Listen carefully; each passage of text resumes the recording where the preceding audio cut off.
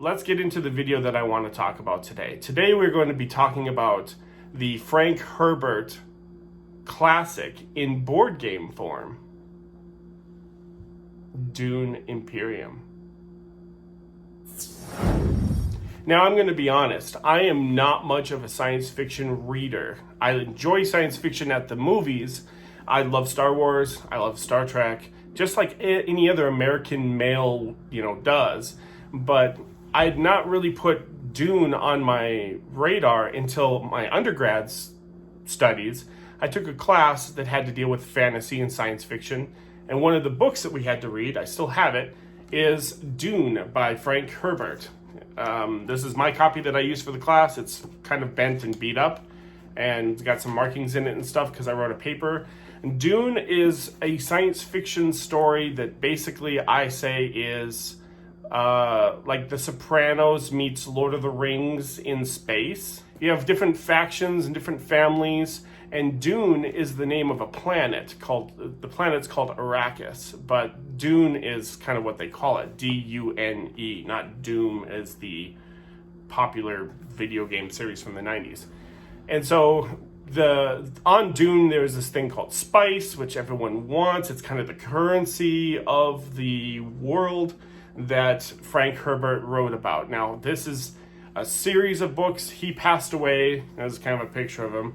He passed away hardly into his series, and his series has been taken up by ghostwriters or his sons and his family or his estate and stuff like that. So, in the late 70s, early 80s, a board game company, I don't know the name of the company, released a Dune board game.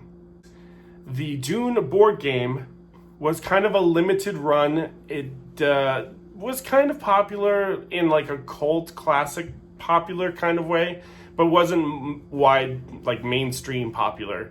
So they only made a certain batch of them. They sold out, and that's it. They basically, the license just expired, and they stopped printing on them. And so if you can find a first edition Dune game, hit me up. I would enjoy having a first edition because they're kind of sort of rare. Now, board game companies have been going to the Herbert estate, which I believe is run by his sons, or a son or something like that. And for decades, they've been asking, can we buy the license from you? Can we do a board game? And it's been flat out no. For 30 years, no.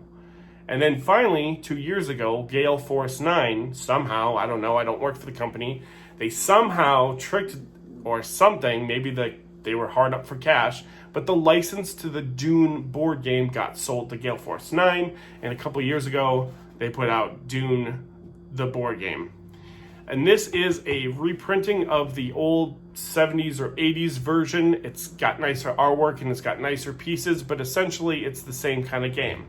Now, having said that, there's a lot of flaws to this game. It's a great game. It's an area control military game. So think Risk. You're trying to control areas on the board, moving your armies and your factions and stuff. And you want to control a certain amount of the board, which allows you to win the game. So it's very much like Risk on steroids because there are a lot of rules. I think there's like 8 phases to the game, so you have to go through each single phase. Here's some of the downsides to this particular Dune, this one here from Gale Force 9. The downside, number 1, it takes a long time to play. Forget what the box says. I don't even know what the box says. Forget it. 120 minutes. Okay. You're going to play for 2 to 3 hours at least. If you have new players, you're going to double that. So you're going to be playing for 3 to 4 hours if you have new players. It is a long game.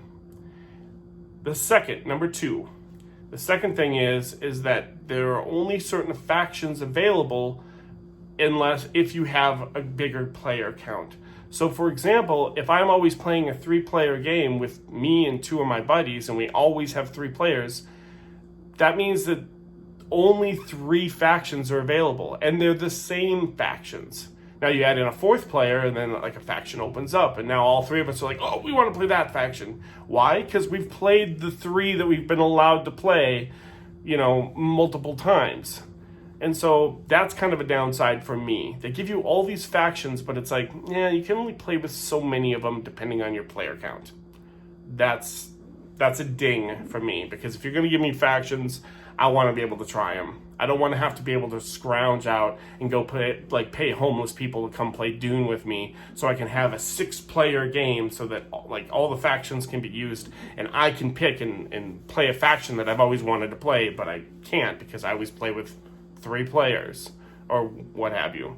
So another huge kind of pet peeve down for me. So long play time, the factions are limited, and the third one is that the, how would you call it, let's say the rate of learning curve is quite steep.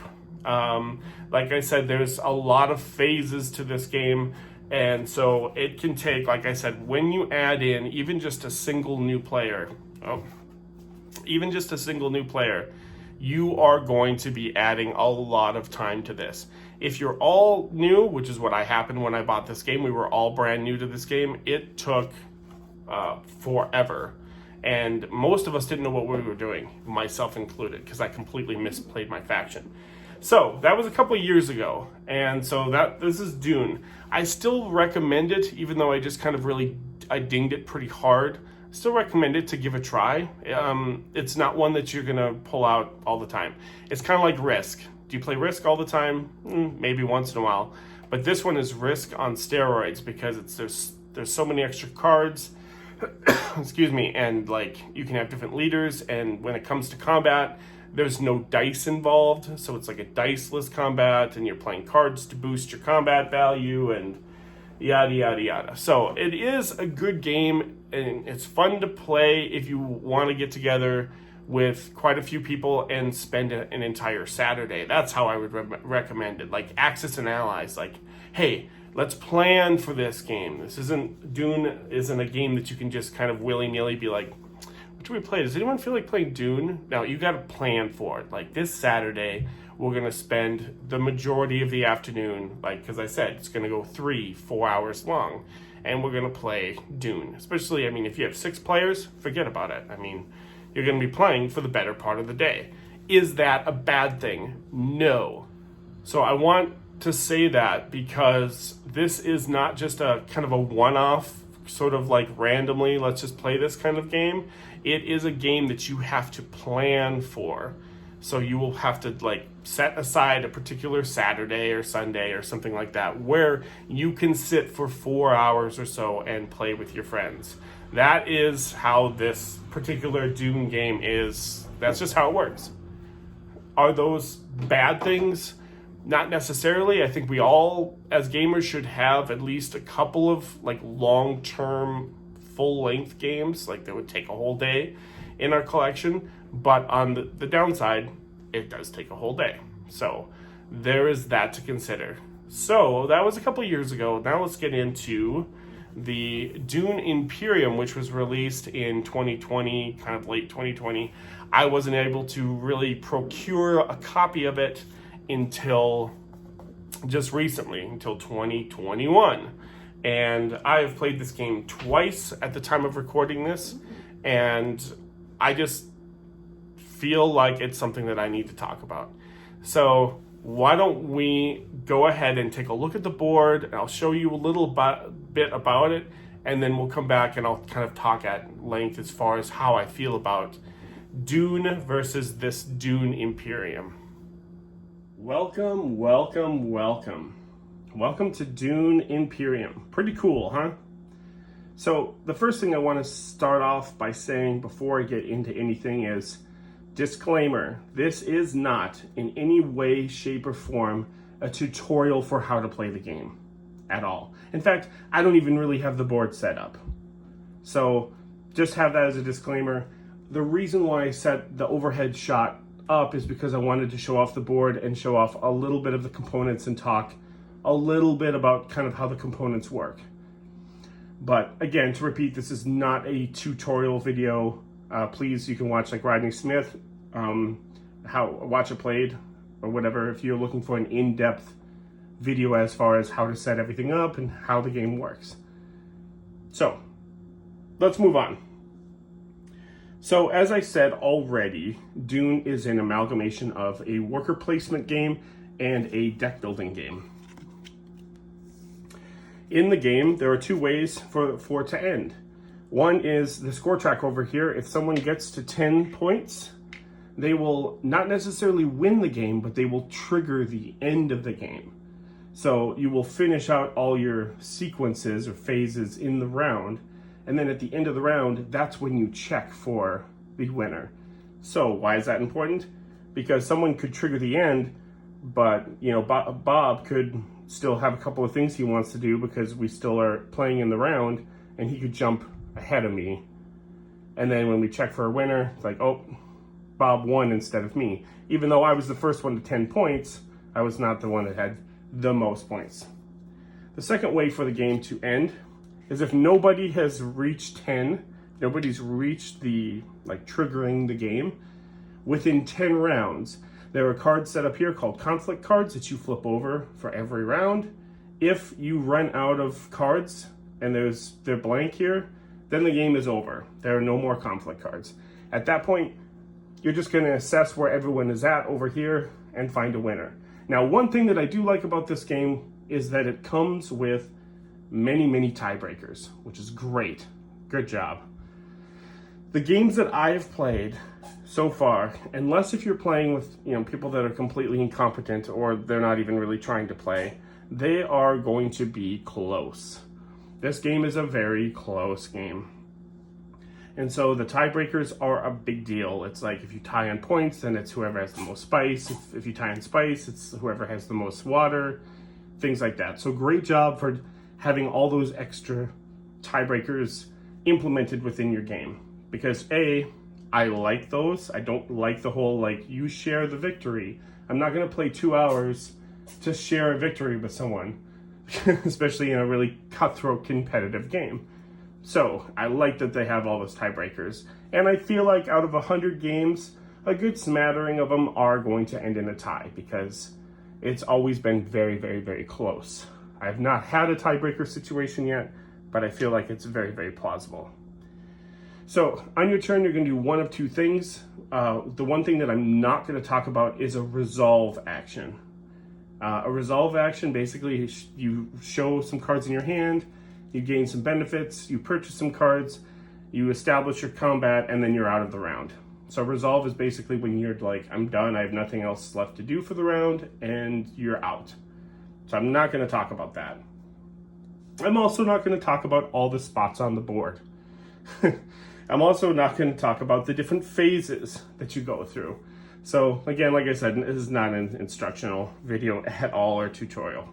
But it is a deck building game. So here are the worker placement spots on the board.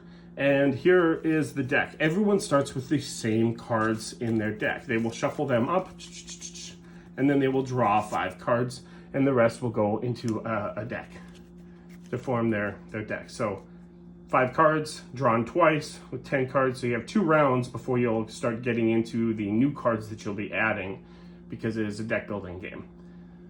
So without the resolve action, because that pretty much ends you from the round, let's talk about what you do when you're in the round. In order to go to a spot, you need to have a worker or a swordsman, a meeple-ish type looking character, and you need to play a card. So, for example, let's say I play the Signet Ring. Now the Signet Ring allows me to go, you want to look over here, and allows me to go to a green spot, a purple, or it's blue, I don't know, it's more purple, or a yellow spot. As you see on the board, there are spots denoted by, here's yellow, like triangle, here is the purple, and here are the greens. Oops. All right, okay, are we set? And so those are the 3 spots that I can place a guy. You also are going to resolve the Signet Ring, so you resolve any gray text here, and as you start the game, you are not going to have, let's trash that card. You are not going to have a whole lot of things to do on the gray text. But as you add cards to your game, obviously you'll have more to do. So what the Signet Ring means is that you're going to trigger your Signet Ring ability for your faction, which over here basically just means I draw a card. If you ever see a green card like that, It just means draw a card. So I play this card. Let's say I want to go to a yellow triangle spot. So I will place a worker out, and then I will take the action, which gives me a spice. This one gives me 2 spice, but I have to pay a water. This one gives me 3 spice, but I have to pay 2 waters. I know it's kind of hard to see, but underneath there are some prerequisites that you have to pay in order to go there. And up here you have to pay like solarium to go up into the council area, which is green. And so after you play the card, it stays out in front of you in a play area, and then you will play, let's say, a second card, and then that's it. There is a third worker that you can purchase. By coming up here, you place 8 solarium, and you get to grab your third worker. And guess what? He stays with you for the rest of the game. So it's good to get this guy earlier rather than later. There's also a Mentat character, which I do not have. It's the second time I've done that now. Do not have out, but there's a little wooden piece that you get to take that works just like a worker, but you only get it for just the 1 round. You have to return him at the end of the round. Unlike your person here, where he joins your faction and works with you for the rest of the game. And so that's how players will be playing this game. There's some combat involved. I'll talk about combat because this video is going to get too long. But here you have different garrisons for all the different colors. Here's my garrison for yellow. And you always start off with 3 troops in your garrison. Now there are effects on the board that when you go there, they're represented by these 2 like cross machetes, although I think they might be guns. When you go there, you also get to move a certain amount of troops into the conflict zone.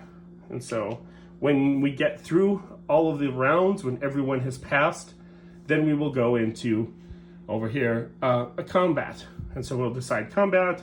Combat will yield points depending on the conflict cards.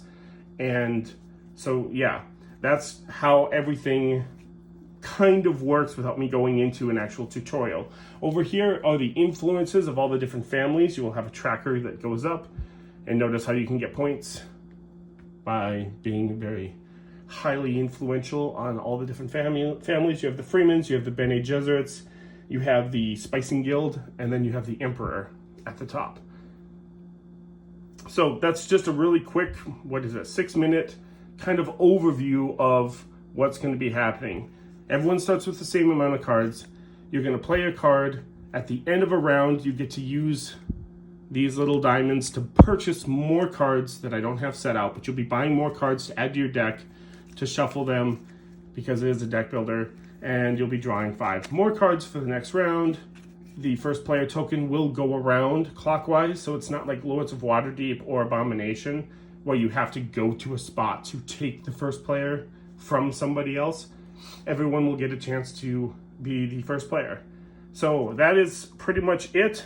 The goal of the game is just to get points, win some conflicts, get your guys into your garrison, get your spice, get your water so that you can go to these certain places, be highly influential on the different factions over here because it'll give you points, and there's some cool places that you can go over there, and that's essentially it. So let's get back up top and talk more about Dune Imperium. So there's Dune Imperium. Wow. All I can say is, wow. This game works on so many different levels. As you kind of saw, and I've explained before, it is a worker placement deck building game that just works really well, really seamless, because the cards that you're playing offer you spots to go. If you don't have a card, then you can't go to that spot, but you can start upgrading your deck just like any other deck builder, where you'll start getting better cards that allow you to kind of go to more powerful places, or they'll have that little gray box that'll have more things that trigger when you play that card. So not only are you placing your worker on this spot and getting 2 spice, you're also resolving the text on the card, which allows you to spend such and such to put some troops in your garrison, or to go out into the conflict, or it just works perfectly, seamlessly. It's pretty easy to teach. You just kind of go around looking at all the different spots on the board and delineating how the rounds work. Unlike the Dune game, that is incredibly difficult to teach, a lot of the rules apply to only particular people. Everyone's faction is so, like, as per my ability, the abilities are so kind of not broken, I don't want to say that, but like they're so distinctly different that it's hard, because you just set down the base rules for the game and then everyone's like, well, I can break it this way, or I can break the game doing this, and I can break the game doing this. And so it's just like, yeah, okay, just let me tell you how it normally works and not how you would do it with your faction. With Dune Imperium, there are factions, as you saw with Paul Atreides, and they do have faction abilities, but I'd say they're more nominal in the sense of what they do. They allow you to draw a card, they allow you to spend a couple of spice to take an extra such and such influence when you go to a certain spot. They're all pretty well just kind of nominal and balanced out. And so Dune Imperium is an absolute knock out of the park. Everything works seamlessly. I'm going to just start repeating myself. The way that you upgrade your cards to be able to do better stuff on the board. The way that the conflict works. I played one of the 2 games where I kind of stayed out of the conflict a whole lot. I wasn't going to try to force myself to win the first place every single time. I would probably try to win like 3rd place in the conflict. And then I just tried to go around and procure, gather up, and gain points, kind of doing other things on the board, which is feasible. But some of those conflict cards, man, you win first place, you win like 2 points or 3 points. That's a huge jump. And so I enjoyed the kind of conflict lists, or at least not less, but like low on the conflict, and building up my troops and trying to basically procure like better cards faster than other people and things like that. I enjoyed that. There was a lot of strategy to the game. Like I basically just said, you can kind of focus on doing lots of influence and getting points by having influence with all the 4 different families. You can focus on just garrisoning a crap ton of troops and going out and being, winning conflicts and getting that first place conflict resolution, which usually, like I said, it's usually points, or if it's not points, it's something really good, like gives you a bunch of resources, which allows you to do more stuff when you get back into your turn. So, not that I really want to give like solid reviews on my games, games that I bring to this channel. I don't really feel like the channel works that way. Like I give it a 9 out of 10, or I give it a 2 thumbs up, or whatever. But the goal is to just kind of expose people to games that I've played that have either like a thick narrative, a deep narrative, or a deep theme. Now, Dune has a much, like the theme is all kind of works. For example, the Bene Gesserits are people that can kind of see the future. They're the vision type of people, and they have a special ability that I won't get into because I don't want to just describe everything in the game. But they have an ability that allows them to like look at certain cards that are coming up. That makes sense. That's very thematic. So this is a really thematic game, especially if you like Dune, or if you don't like Dune. It's a really thematic mechanism that they add for all the different factions. So, not to give a review, but I really like this game. And I think that a lot of people that like worker placement, they like deck building, if you like both of those, then this game is for you. I'm going to end on the final note of, what if I'm not a Dune fan? What if you've never even heard of Dune before? Or like the book, or there's a movie that's terrible, don't watch it. It's from like the early 80s, it's cheesy. There's a new movie that's coming out in 2021 that I'm really stoked about, but it's not out yet. What if you don't like Dune? Is this game for you? So I'm a gamer, I don't know Dune, I've never heard of Dune. I think you're gonna want to pick this one, because this one is so thematic. It's just gonna bring a certain feeling to it, to the game, a certain kind of, depending on what faction you play, it's really gonna bring you into the Dune world, and you'll kind of get an idea of understanding it. even though you're not a Dune fan and you've not read the books, you've not seen the movies. Oh, and there was a television show too, like on the sci-fi network that I didn't watch it. I heard it was pretty bad. So I'd say that's because I knew that was going to be kind of a question of like, well, I don't really like Dune, or I've never heard of Dune. If you have not heard of Dune, I recommend that you get this game. If you like deck builders, if you like worker placement. If you have heard of Dune, then this is a no-brainer. You probably have already got it in your Amazon shopping cart already. This game here, I still give like a thumbs up. I still enjoy playing it. I still want to play it again, but it's not very streamlined compared to Dune Imperium. And so that's all I'm going to say for this video. Dune Imperium, go out, pick it up. Trust me, you will enjoy this game. You can play it solo, which I have not looked into. You can play a 2-player variant mode, 3 players, 4 players is best because then you get all that sort of like struggling and conflict on the board. So that's all I'm going to say. Dune Imperium, go check it out. My name is Andrew Davidson with As Per My Ability, and I will see you guys all at the next video. Bye.